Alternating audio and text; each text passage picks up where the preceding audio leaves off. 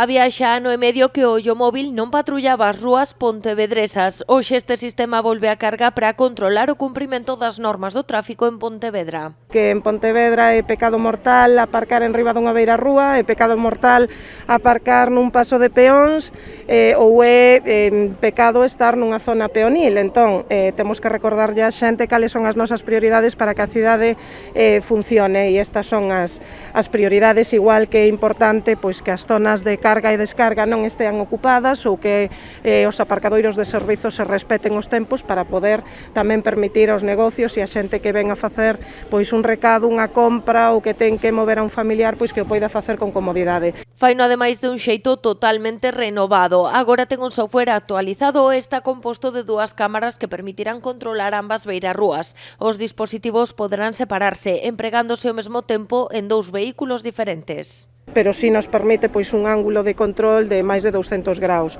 Se utilizamos unha sola, evidentemente, o ángulo é menor, pero si nos permite traballar ao mesmo tempo en 2 coches e vai simplemente conectado a unha tableta.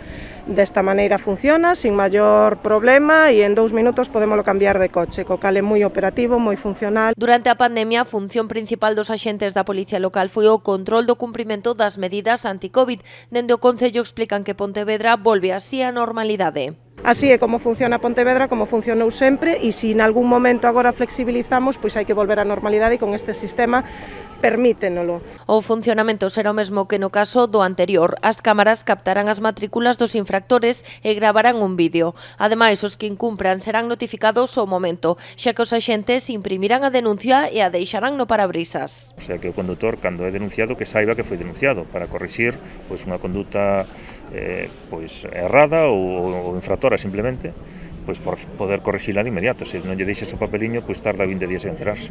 A pretensión é a mesma, o sea, leva unha impresora portátil, 2, unha con cada tablet, imprimes a denuncia, pola no parabrisas e vehículo denunciado como calquer outro. O Concello investiu 16.600 euros neste novo sistema pro Móvil.